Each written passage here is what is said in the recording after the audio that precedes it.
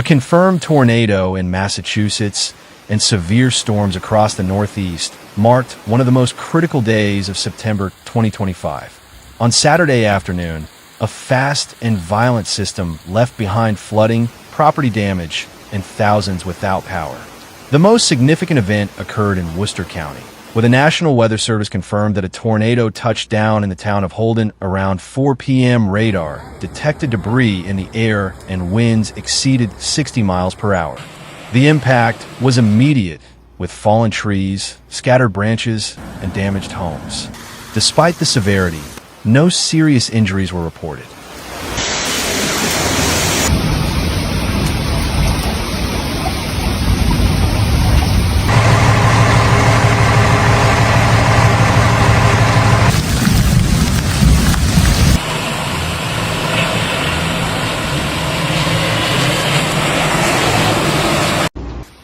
Minutes later, the storm moved into Paxton and nearby towns. Trees blocked roads, and emergency crews worked to clear main routes. The situation worsened with reports of downed power lines and entire neighborhoods losing electricity. Traffic was paralyzed in several streets, and outages extended for hours.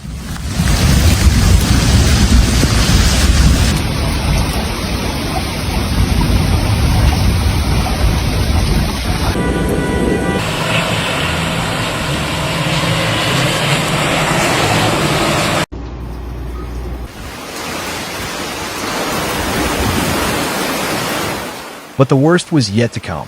Farther south in New Jersey and New York, the storm line unleashed torrential rain and destructive winds. In Somerset County, a tree fell in front of a multi-family home, temporarily trapping its occupants. In Glen Rock, another large tree struck 2 houses, forcing rescue crews to work until dawn. At its peak, more than 3,000 customers lost power in New Jersey, while additional outages were reported in New York and Long Island.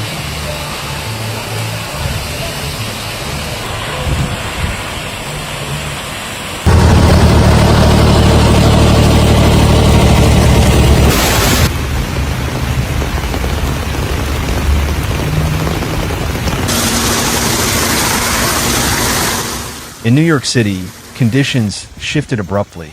After a summer of drought, the afternoon turned into flooded streets and gridlocked traffic. Heavy rain fell across all 5 boroughs, with totals exceeding an inch in some areas. Quarter-sized hail hit vehicles and shattered windshields. The National Weather Service warned of flash flooding and winds approaching 60 miles per hour.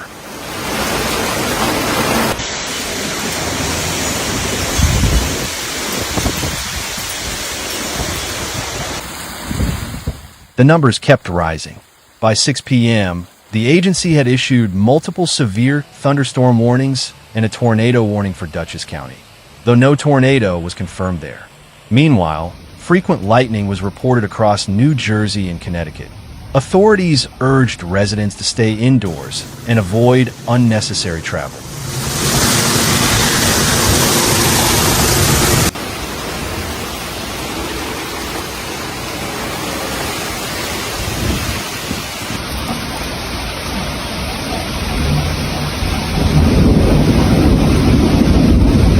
In Massachusetts, the situation worsened with heavy rainfall tied to the remnants of a tropical system identified as Invest 91L. The rain was relentless, with several inches falling in just a few hours.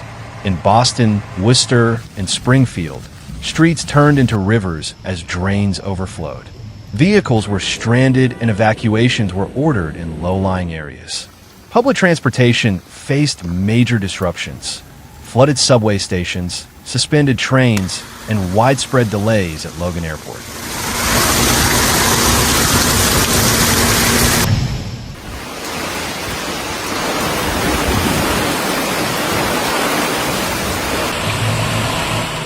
The tornado threat extended into the Merrimack Valley, where additional funnels were spotted.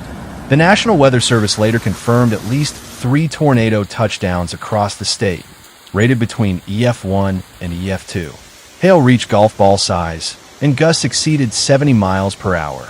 Coastal areas were also hit hard, with storm surge, heavy rain, and high tides causing flooding in Gloucester, Quincy, and Cape Cod.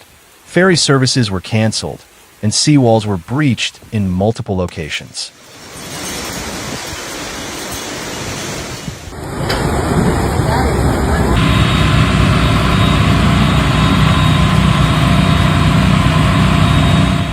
However, the situation grew even worse. The Massachusetts Emergency Management Agency activated statewide response protocols, distributing sandbags, closing roads, and opening temporary shelters. Governor Maura Healey declared a state of emergency and mobilized the National Guard. In a press conference, she confirmed that federal assistance would be requested to repair infrastructure and support affected families.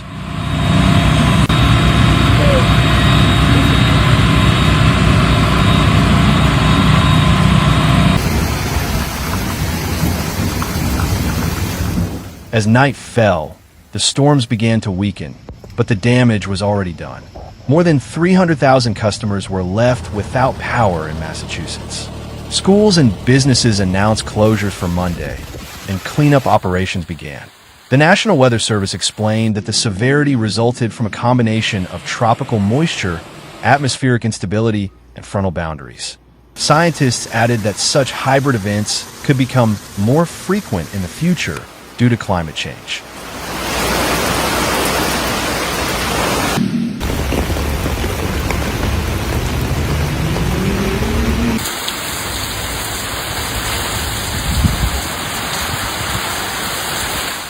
By Sunday, conditions shifted dramatically. Cooler air replaced the hot, humid air mass that had fueled the storms. The system moved out into the Atlantic, leaving behind a clear record. Multiple tornadoes, urban flooding, and disruptions in transportation, energy, and housing. Massachusetts, New York, and New Jersey faced immediate tasks of repair and damage assessment. The event added to a growing list of extreme weather episodes in the Northeast in recent years.